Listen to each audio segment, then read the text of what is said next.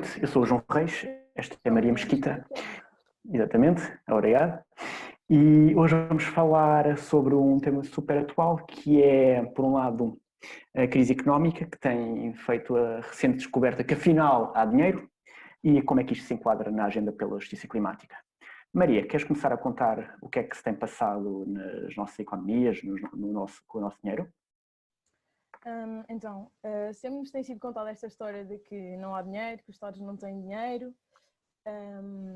Obviamente, agora parece que se deu um milagre da multiplicação, porque do nada apareceu dinheiro, mas isto nunca foi, de verdade, nunca foi assumido pelos Estados. Temos agora aqui uma notícia, o Estado dos Estados Unidos da América dizia que não havia dinheiro para o Green New Deal, que nunca havia dinheiro para financiar isto.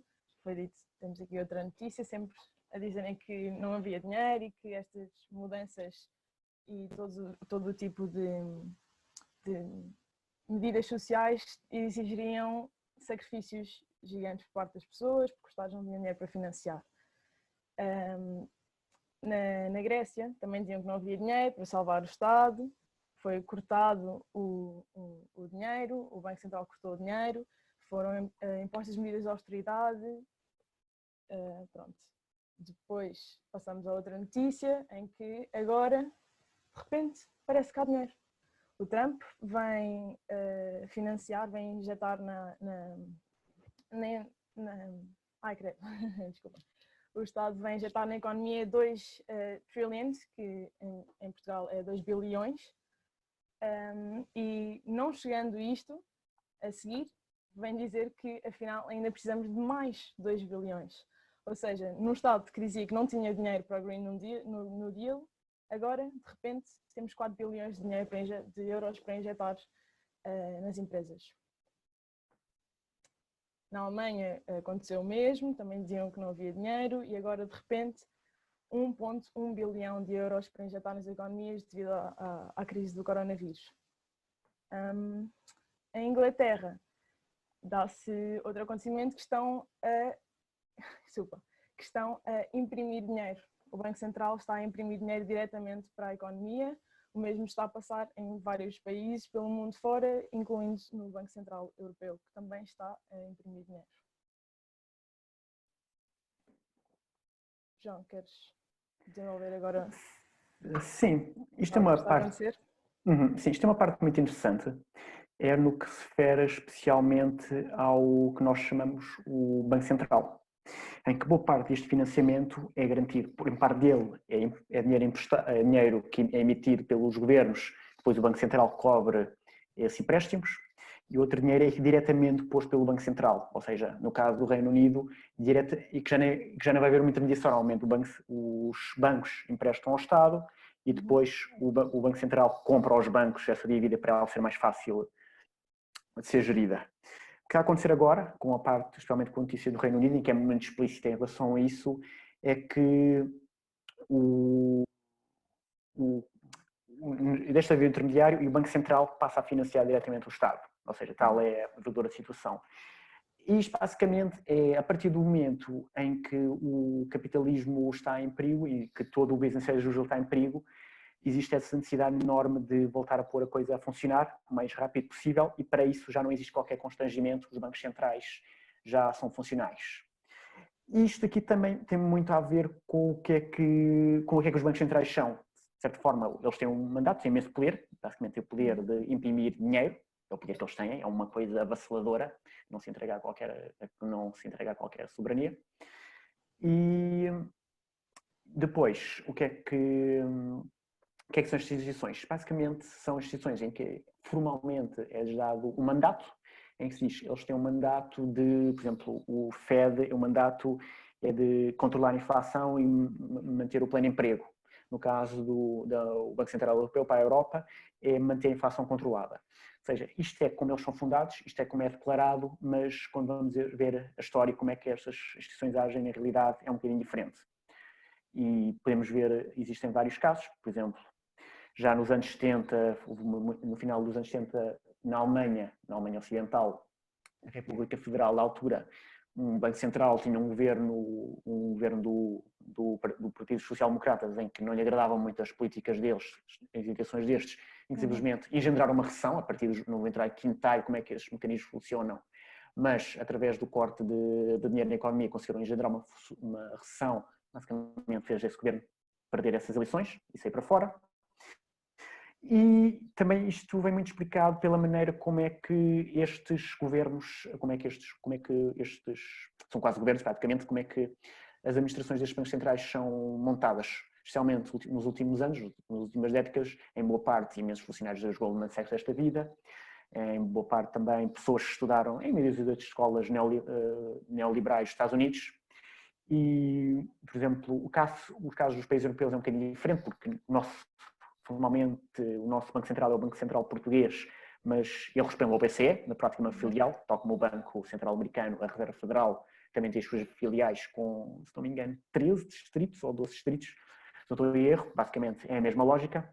Basicamente são instituições em que os próprios bancos têm imensa palavra a dizer como é que eles são nomeados. As faculdades, que em parte são controladas, não digo que são controladas, mas são altamente influenciadas por think tanks, que são financiados por ultrabilionários como os Koch brothers. Agora é só um Koch brother porque o outro deixou de estar vivo. Mas entre outros filantropos, grandes bilionários que financiam e moldam o discurso económico. E eles tendem sempre a seguir uma agenda em que é, ou como eu gosto de chamar, tudo pelo mercado, nada contra o mercado. E há um exemplo, isto pode parecer exemplos um bocadinho remotos, mas há uma história muito concreta, que é a da crise das dívidas soberanas europeias, que foi vivida cá em Portugal, provavelmente com o que é conhecido os anos da Troika. E o que é que se passou durante estes anos? Bem, logo em 2008 houve um implodir na crise nos Estados Unidos. Os Estados Unidos, a Reserva Federal Americana tomou logo consciência de começar a financiar os déficits do governo americano com o objetivo de pôr a economia a andar, enquanto logo nesse tipo de partida, quando a mesma proposta foi colocada ao Banco Central para fazer aos Estados europeus, foi completamente posta de lado e a dizer não, as regras não contemplam tal. Depois, a crise foi-se agudizando, em parte porque os Estados já não tinham mais capacidade de conter essa crise, em parte porque descobriu que existiam enormes pilhas de dinheiro, enormes pilhas de dívida soberana, dívida soberana que é dívida tida por Estados. A primeira foi a da Grécia, que durante anos e anos os governos foram acumulando pilhas de dívida em parte escondidas, e não foi realmente uma coisa que se possa chamar democrática, nunca ninguém perguntou, por exemplo, ao eleitorado grego, queremos esta dívida com as implicações que vão ter sido feitas, como boa parte das decisões da nossa economia. Nós basicamente podemos escolher o curso que seguimos, mesmo assim não é assim tão fácil, e o emprego que queremos, que mesmo assim não é assim tão fácil. Ou seja, sim, exatamente, não é muita exceção. Não temos nada a dizer. Sim, basicamente, é mais uma coisa em que não temos nada a dizer. E em 2010, já com a Grécia intervencionada, o Banco Central o Banco Central Europeu começou a comprar alguma dívida, mas nunca o fazendo em grande escala e preferindo sempre receitas como austeridade, coisas que são basicamente autoflagelação, não faz qualquer sentido do ponto de vista económico. Basicamente era um Banco Central que estava, neste caso, havia uma dimensão nacional em que basicamente estava a seguir os interesses dos países do norte da Europa e a agenda que eles queriam impor ao sul da Europa e não necessariamente o que seria bom ou não seria bom para o povo grego. Entretanto, a crise estendeu-se, chegou a Portugal, antes de Portugal chegou à Irlanda, de maneiras um bocadinho diferentes, e mais uma vez sempre existiu a possibilidade de fazer o mesmo que estava a ser feito nos Estados Unidos, em que seria o Estado, o Banco Central, bancar o Estado, que era uma prática funcional. Também foi muito interessante acompanhar este debate nos Estados Unidos, em que muita gente dizia, ok, isto vai gerar uma onda de hiperinflação, estamos perdidos, os preços vão disparar a 50%, pelos vistos não aconteceu. Muitos destes argumentos eram colocados, mais uma vez as regras do Banco Central Europeu não funcionavam para isso. A partir do momento em que o projeto do euro começou a ficar tremido, já as regras deixavam de fazer esse tal efeito. Entretanto, também foi muito interessante ver vários comportamentos do Banco Central, em que, por exemplo, para países não intervencionados como a Espanha e a Itália, que eram os dois mais problemáticos pela sua dimensão, em que foi uma célebre carta, na altura não era o Mário Draghi o diretor, era o Jean-Claude Trichet, em que mandou enviar uma carta para a Espanha e para a Itália a dizer: meus caros, vocês têm que aplicar estas medidas de austeridade, fazer estas privatizações, desregular este mercado de trabalho para nós estarmos dispostos a comprar da vossa dívida. Ou seja, passamos de uma coisa que supostamente tinha um mandato, manter a inflação abaixo de 2,5%, para enviar cartas. E foi muito engraçado também, foi a sugestão ao governo italiano de usar o artigo, se não me engano o nome, 77, salvo erro, exatamente, o artigo 67, que é um artigo dos tempos da Guerra Fria, que servia basicamente para, na altura em que havia ameaça, chamamos-lhe ameaça do perigo para o sistema do Partido Comunista ganhar mais poder, em que basicamente era um travão constitucional a qualquer entrada do governo, do Partido Comunista no poder. Isto ficou mesmo invocado usar essa legislação completamente antidemocrática para implementar medidas em Itália. Entretanto, a Itália, o ministro Berlusconi, que também já era um personagem muito recomendável, foi substituído por um tecnocrata, pelo Mario Monti. E depois aconteceu uma coisa muito engraçada no verão de 2012, em que o Mário Draghi, já presidente do Banco Central Europeu, existia um risco grave, existia um risco sério, estava em cima da mesa, semana sim, semana não, falava-se disso, que era o risco de dissolução da zona euro, basicamente haver um colapso, em que especialmente Espanha e Itália entravam em bancarrota, e isto acaba por ser um baralho de cartas, um dominó que derrubava toda a zona euro, em que faça isto, e também havia um risco de deflação. O risco de deflação é, sem estar em muitos termos técnicos, era um risco de um recuo de preços, os preços, ou seja, uma inflação negativa. Pode parecer bom, mas em termos macroeconómicos tende a ser muito perigoso. Quando havia esse risco real, Mário Monti deu uma conferência em Londres e disse: vamos fazer tudo, custo o custar, para salvar a zona euro. E a partir daí começou a entrar, de facto, uma compra de ativos de dívidas soberanas abrangente e em grande escala. E pronto, isto acabou por, de certa forma, salvar a zona euro do colapso, ou seja, quando o projeto estava em ameaça, finalmente foi permitido. As anteriores regras diziam que isto não era permitido, deixaram de ter muita importância, pelo que parece. E uma expressão muito engraçada volto a falar dele, do ministro Mário Monti, é que ele disse, passo a citar, em que o bloqueio mental, ele chamou o mental block, o bloqueio mental foi derrubado.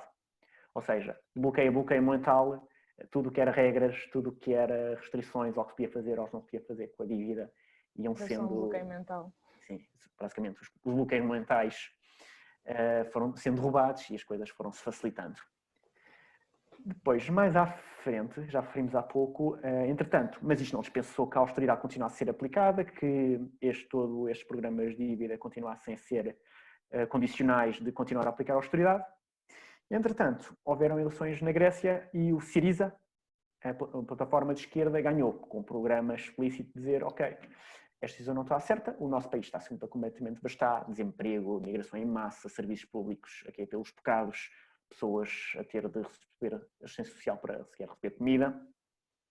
Ok, vamos renunciar a esta dívida, e entrou num braço de ferro de cerca de 6 meses com a Europa, ou com a Troika, que era o FMI, o Fundo Monetário Internacional, a Comissão Europeia, que era, de certa forma, o europeu, o que chamamos o Governo Europeu, e o Banco Central Europeu, esta Troika, e andou num braço de ferro durante 6 meses, e uma das grandes coisas que o Banco Central fez na altura foi: ok, os bancos gregos estavam completamente descapitalizados, dependiam do financiamento ao dia do Banco Central Europeu, e o Banco Central Europeu começou a dizer: ok, nós vamos deixar de financiar os vossos bancos. E aplicaram um garrote financeiro aos bancos gregos. Isto reflete-se em toda a economia, em parte porque a maneira como ela está estruturada, toda está assente na banca. Ou seja, mais uma vez, o grande mandato de manter uma instituição que tem o mandato de manter a inflação abaixo de 2,5%, a extraviar completamente o seu mandato. E foi assim, de certa forma, foi assim a história que aconteceu na União Europeia, o grande exemplo a partir da União Europeia. Existem imensos exemplos pelo mundo fora, este é mais explícito e é mais fácil nós identificarmos com ele em Portugal, dado que também passou por cá a Troika e as mesmas expressões foram aplicadas. E isto aqui é uma coisa interessante, que é: ok, podemos dizer, ok, é necessário imprimir dinheiro, mas quem é que vai imprimir dinheiro e quem é que vai gerir esse processo? E o que nós vemos é que são esses bancos centrais, os mesmos bancos centrais que têm esta política completamente discricionária, sem regras, a pessoa não é eleita, é uma nomeação. Por exemplo, agora quem está à frente daquilo é Christine Lagarde, que teve no FMI durante vários anos. Antes disso foi Ministra das Finanças de França, ou seja, pessoas que é basicamente portas giratórias. Sim. E a Christine Lagarde é quem estava agora à frente do banco. Eu imagino que seja possível descobrir, mas como é que é eleita, como é que não é eleita, não se sabe bem. Ou, pelo menos é uma coisa completamente distante de qualquer democrático. Exatamente. Mesmo as nossas eleições, ok, já podemos dizer todos os defeitos, desde votos para não mudar nada, desde comunicação social, hegemónica, por aí fora. Ok, já é mau que chegue, mas os bancos centrais conseguem ser mais um pináculo de mau, em que basicamente os bancos ou outros grandes atores da vida económica são quem diz, ok, esta pessoa vai para lá, e nos Estados Unidos não é muito diferente. Neste caso, acabou por depender do próprio Trump, o senhor que está lá, o Powell, agora não me recordo do apelido dele. E, basicamente, uma coisa que aconteceu muito interessante e ficou à vista das pessoas, que eu tive há pouco a citar, foi todo desde compra de dívidas, também aconteceram mais mecanismos, não vou entrar aqui em detalhe, explicar o que eles são, mas foram estabelecidas umas swap lines, que é basicamente o Banco Central Europeu e a Reserva Federal Americana trocam euros por dólares para certificar se existem dólares do lado europeu, para evitar efeitos que não vou aqui explorar, com mais uns 14 bancos centrais de outros países, desde a Coreia do Sul, o Japão, por aí fora. Ou seja, estes países tudo o que aconteceu aqui, isto é uma parte também do historiador Adam Tooze, em que aconteceu nos anos 40, 47, se não estou em erro, foi estabelecida uma coisa que também não vou entrar aqui a explorar, que foi o Bretton Woods, que foi altamente impactante, em que estabeleceu a referência internacional durante os 30 anos seguintes. Isto é chamado um Bretton Woods 2.0, ou seja, estes bancos, sumarizando, estes bancos centrais, eles basicamente foi-lhes dada alguma rédea solta para avançar e para poderem configurar como as nossas economias são feitas, mas não foi perguntado a ninguém. Ou seja, projetos como a União Europeia, a liberação económica da China, quer gostemos, quer não gostemos, nós sabemos que elas aconteceram. E durante os últimos, digamos, 12 anos, aconteceu uma revolução no sistema monetário internacional, mas ninguém foi dito. E o que está a passar agora é mais um episódio disto, em que está a ser impresso este dinheiro todo e quem está a ser normalmente posto este papel é novamente nestes bancos centrais que seguem basicamente os mercados e qual é o interesse dos mercados e estamos a dizer aos bancos centrais, ok, vocês agora vão fazer isto, esta decisão vai ser vossa, em que qualquer processo que pareça democrático não existe. Tem um mandato total. Exatamente, existe um mandato total, não existe, ok, mas vamos investir, ok, vamos imprimir dinheiro, mas vamos fazer o que é com ele.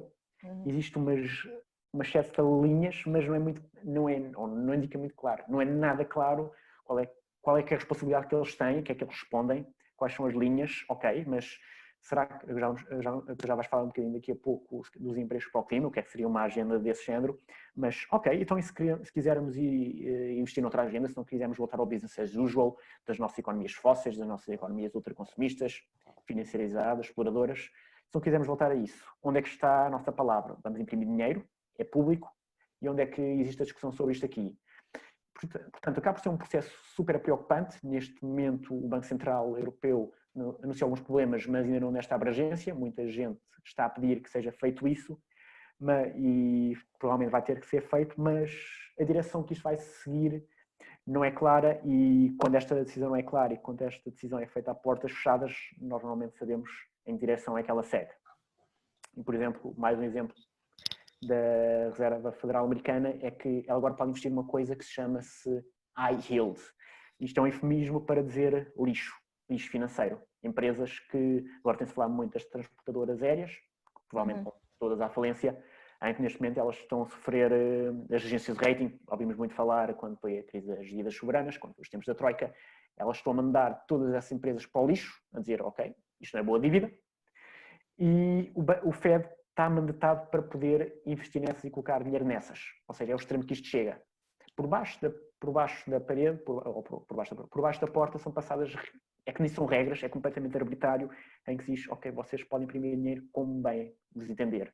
E para isto já foi feita também uma provisão de 454 mil milhões postos de lado para cobrir estes prejuízos. Ou seja, vamos financiar prejuízos e ninguém foi perguntado, não se perguntou a ninguém, ok, queremos mesmo financiar os prejuízos, queremos mandar dinheiro para o lixo ou queremos fazer outra coisa com ele? Ou queremos repensar a maneira como fazemos isto? E pronto, é muito interessante em que isto é uma sequência desde a economia hiperfinanciada dos anos 70, em que tem-se criado um monstro, e um monstro cada vez maior. Isto lembra-me um bocadinho fazendo uma analogia com a conversa que a Cláudia teve aqui há 2 dias, que isto é como um terreno agrícola, em que pões fertilizante, mas depois ele está pior e tens de pôr mais fertilizante, mais químico, e depois tens cada vez mais. Tu criaste E desgastas cada vez mais. Exatamente. E é o caso da finança internacional, em que criamos um monstro financeiro tão grande que ele só consegue ser resolvido com mais financiarização e mais financiarização, e que neste momento ele só pode ser percepcionado, nem é percebido. Portanto, agora vai ser colocado mais este dinheiro e vamos imaginar que voltamos ao business as usual, daqui a 10 anos temos uma nova crise, e qual vai ser a resposta? Vamos imprimir em vez de 2 trilhões, vamos pôr em vez de 2 trilhões, vamos pôr 10? Não existe basicamente, continua a chutar para a frente. Até porque se continuarmos com esse business as usual, daqui a 10 anos não vai ser só a crise financeira. Exatamente. Portanto, se calhar vamos passar um bocadinho agora para a conversa do que é que podia ser uma agenda. Sim, pronto, esta conversa toda deu um bocado para perceber que esta conversa de que não há dinheiro é uma fantochada completa dos governos e das elites. A verdade é que há dinheiro, acabou de se ver, cria-se dinheiro do nada, os bancos estão a imprimir dinheiro para injetar na economia, empresas que empresas que não vão ser salvas, não conseguem e que não devem, como o exemplo da indústria petrolífera e do fracking. A verdade é que isto é tudo uma questão de vontade política.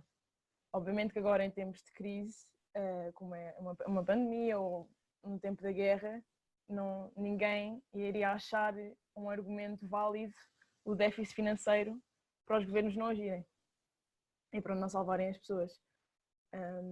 Isto também não deve ser, obviamente, um argumento válido na luta pela justiça climática.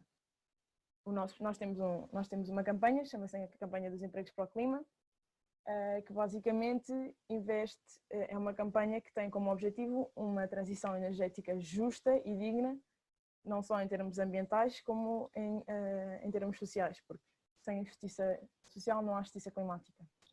É uma campanha que prevê a criação de empregos dignos, com salários adequados, condições de trabalho seguras e os direitos laborais todos assegurados, e que tenha um impacto direto na redução da emissão dos gases com efeito de estufa.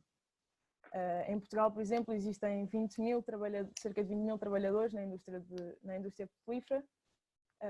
Tirando esses, já contando com a requalificação desses e com a transição desses para empregos verdes, a campanha dos empregos para o clima prevê a criação de pelo menos 100 mil novos empregos. Certamente terão de ser mais, dada a situação económica. Terão de ser mais. Estes empregos têm os vários setores principais destes empregos, seria as energias, o setor energético, os transportes, os edifícios e a indústria, a agricultura, floresta e a educação e requalificação. Nós temos 10 medidas que poderiam ser implementadas hoje. Podemos focar, se calhar, naquelas que são precisos mais investimento público, por exemplo, a ferrovia e outras. Ok, queres passar mais? Ok. A da ferrovia é a nossa terceira medida. Basicamente prevê uma expansão, uma grande expansão da rede ferroviária, tanto nacional como internacional, de modo a diminuir o transporte aéreo e o transporte rodoviário. Especialmente agora, depois desta crise, as indústrias do transporte aéreo, principalmente, vão todas desaparecer. Basicamente, aquelas que não forem salvas pelos Estados vão todas desaparecer.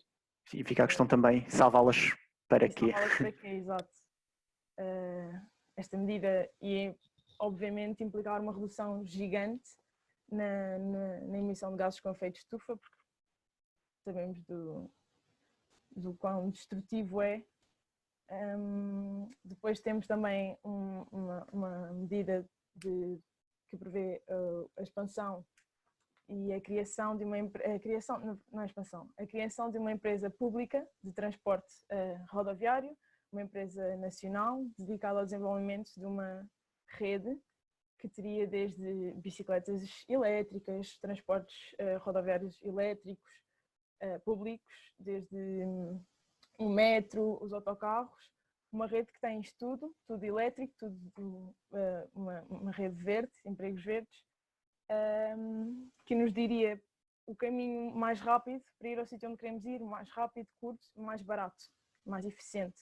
Esta rede, para além de permitir um corte gigante nas emissões, porque os transportes são uma das indústrias mais poluentes, e também permitir a criação de milhares de novos empregos, tanto na manutenção como na criação desta rede, a manutenção dos transportes e todos esses empregos necessários. O próprio investimento que implica a energia verde. Sim, desde a criação das estruturas, para a energia verde, da manutenção de tudo, seria possível a criação de milhares e milhares de empregos. Também temos outra medida que é sobre a expansão específica das redes ferroviárias da área metropolitana de Lisboa e do Porto, que os dados de 2017 diziam que cerca de 60% das deslocações dentro das áreas metropolitanas era feita pelo transporte rodoviário privado, por carro ou por moto. Por isso, uma expansão destas redes seria muito benéfica e iria tornar basicamente obsoleto, o objetivo seria tornar obsoleto o transporte individual, para além do mais de ser acessível a toda a gente, ser verde e ser pública. Também permitiria, obviamente, a criação de milhares de empregos dignos e verdes para as pessoas em situação de desemprego, precárias ou para as que vinham das empresas poluentes. Isto também implicaria a aplicação de uma outra medida que nós temos, que é a de ter um dia por semana de requalificação, digamos assim, dos profissionais. Só um segundo. Que seria um dia por semana em que as pessoas teriam, através de, por exemplo, isto para esta medida seriam essenciais, aliás, para todas, será essencial a cooperação com movimentos sindicais e movimentos de trabalhadores, não só depois para assegurar os direitos dos trabalhadores, mas mesmo nesta parte da requalificação dos trabalhadores. Esta medida prevê que todas as semanas, um dia, os trabalhadores terão a educação profissional para isto aplica-se aos trabalhadores nas indústrias poluentes, para depois poderem então fazer parte deste novo sistema, digamos assim. Mais medidas assim de grande... Também a parte da própria agricultura, que também está mencionada na parte das florestas e na parte também do dia só com carne, também implica uma reconfiguração de como é que como é que é a tua agricultura. Sim. Estas duas que estavas a falar seria a medida de defender a floresta, que implica uma gestão ativa e uma regestão, na verdade. Basicamente temos de mudar toda a maneira como nós gerimos os espaços florestais, de modo a conter especialmente a epidemia dos eucaliptos, que tem destruído muito da nossa floresta, apostar em espécies autóctones e na diversidade de espécies e a reestruturação dos sistemas agroflorestais. Isto também vai permitir criar milhares de empregos em mais guardas, mais vigilantes, mais bombeiros chapadores, todas as pessoas que teriam de estar nos quadros a gerir isto, a gerir o sistema.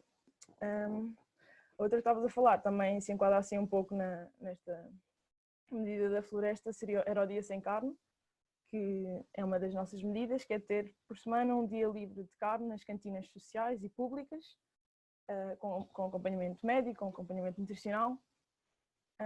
Tudo isto, na verdade, vai obrigar a uma reestruturação de todo o sistema todo o sistema da alimentação e da gestão da floresta. Nós, também, uma das indústrias poluentes é claramente a indústria da carne também, e a maneira como nós consumimos terá de ser alterada, sem dúvida nenhuma.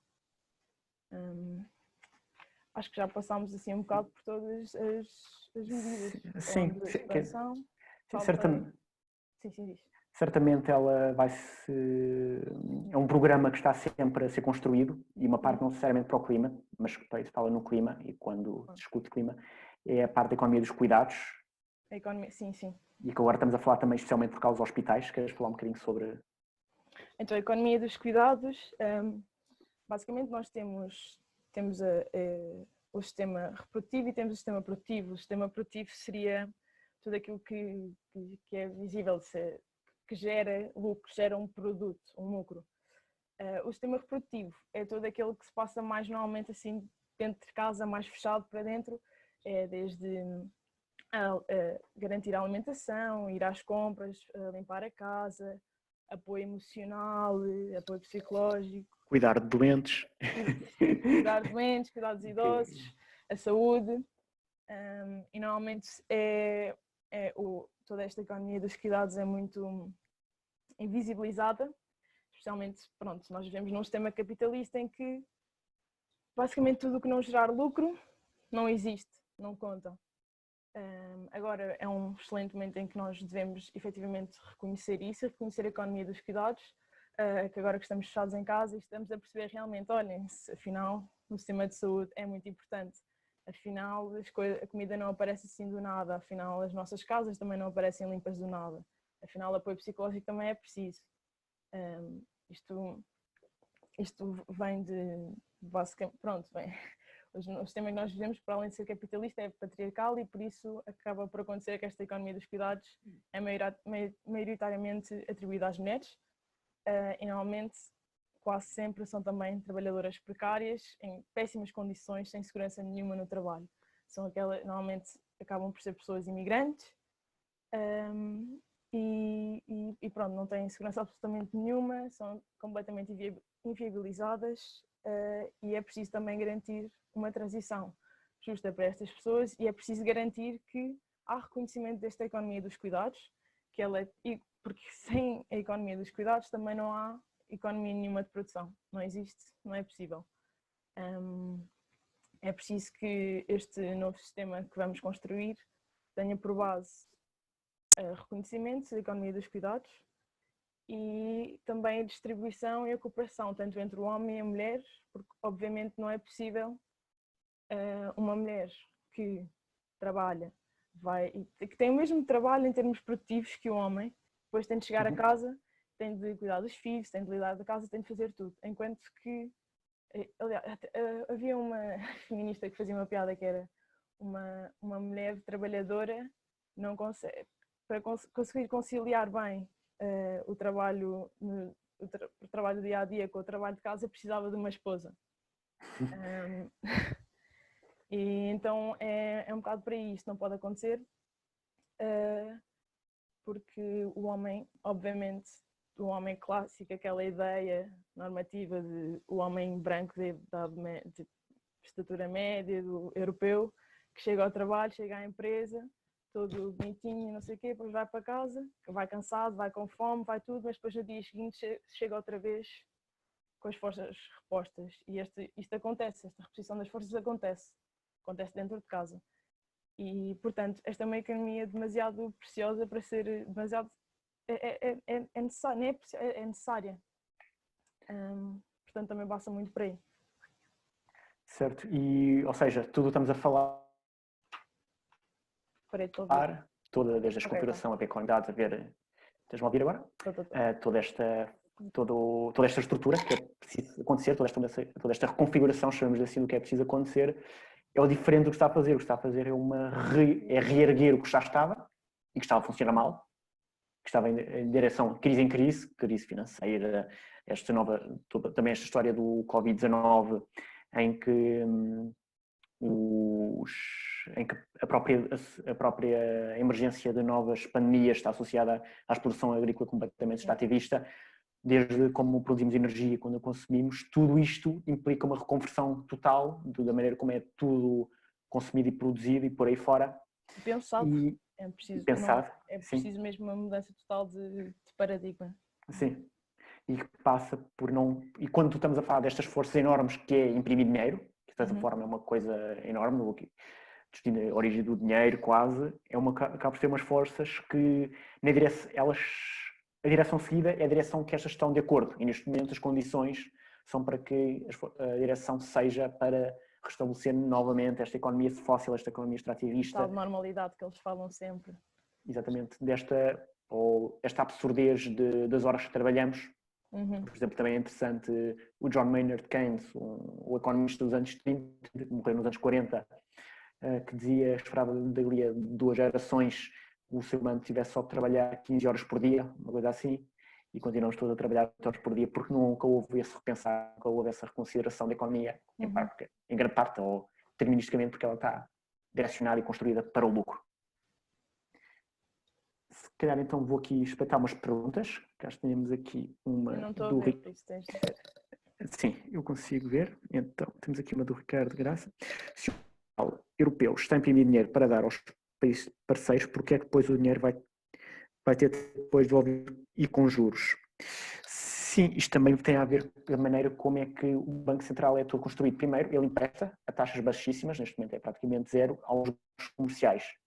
Os bancos comerciais saem com esta margem, ou seja, digamos, levaram a zero do Banco Central Europeu e agora estão, digamos, a cobrar 2%, portanto essa margem, 2%, e quando ela é aplicada por milhões, acaba por ser o lucro privado destes bancos. Ou seja, sim, toda a maneira como o dinheiro, quer dizer, também constitui as suas reservas e por vezes existe devolução do dinheiro do Banco Central aos Estados, que de certa forma são os seus financiadores, simplesmente tirar da economia, mas sim, toda a maneira como este sistema funciona, como quem empresta, de forma empresta, porque tem que fazer este percurso, acaba por ser também questões muito interessantes sobre o funcionamento de todos estes bancos centrais, em que basicamente são atividades que foram fundadas, pelo menos no caso português, em que foram construídas pelos bancos privados na altura e depois foram lá semi-nacionalizados, mas por exemplo, um banco hoje não pode simplesmente subir as taxas de juros aos depósitos porque existe uma cartelização em que o Banco Central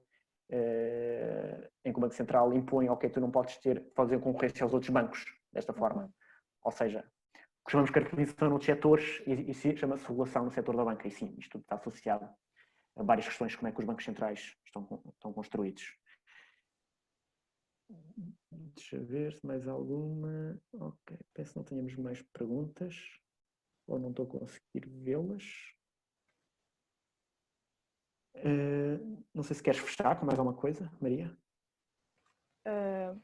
Podemos dizer às pessoas que estejam a ver que se fizerem parte de algum coletivo ou de algum núcleo, apresentem a campanha Empregos para o Clima, subscrevam a campanha. É uma campanha do clima assim, mas não só, Sim, como mas poderão ver no site, quem subscreve. Se não fizerem parte nenhum, podem sempre vir à nossa reunião introdutória. Que em breve esperemos que volte a Não acontecer. sei quando é que é. E relembrar que estas mudanças todas que são necessárias, não, como já vimos até hoje, não vão acontecer por uma boa vontade dos governos. Vai ser preciso uma grande pressão e essa pressão vamos ter de ser nós a fazer. E mobilização. Uma grande pressão. Exatamente. Sim, exatamente. A pressão por exatamente. Ação e mobilização, como todos os grandes movimentos, como o 25 de Abril, que daqui a pouco exatamente. Vamos celebrar. Talvez a partir das janelas. Ok. Então, se calhar vamos pedir, pronto, foi a quarentena climática, podem ver, tem sido quase feitas dia sim, dia não estas sessões, mais outras sessões como os monstros e os zombies que podem de certa forma explorar nas nossas redes. Portanto, eu sou o João Reis, esta é Maria Mesquita e vamos já-vos então aqui boa noite e até à próxima.